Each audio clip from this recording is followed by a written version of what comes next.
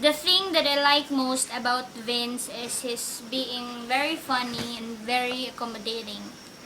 Especially when it comes to lag portion, lag dere, lag dito, stuffs ganon. He has also this characteristic, yung pagiging, what do you call this one? He is very Titanic. Basta ganon. Ewan ko, basta. Just made up that. Titanic in a sense, since we, the Titans, each and every one of us has his own mga kaitsusan sa buhay. So, kanya-kanya sa amin, may mga unique traits and characteristics.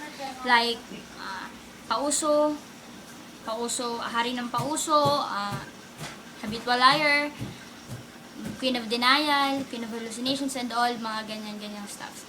Tapos, the funniest moment I had shared with him was during the May 2011 Fashion Week. So, it was last year, held at SMX Convention, Mall of Asia.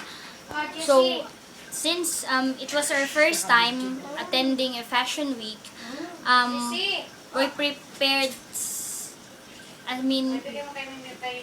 sobrang bonggang-bonggang preparation na yung ginawa namin. So, a night before,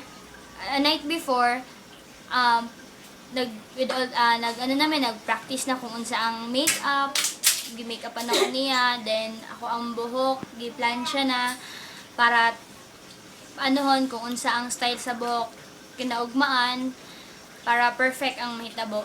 And then the day sa fashion week talaga, since very excited me, sayo kami nakaabot dito sa MOA, wala pa kay mga tao. Tapos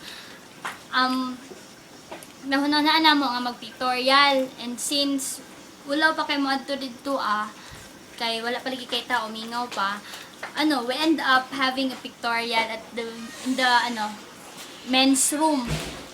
So every time nga naay musulod nga other lalaki, mugawas ko kadali, tas pag wala na, balik ko pong sulod para pictorial. Tas mo ang funniest moment I had with him. Cut!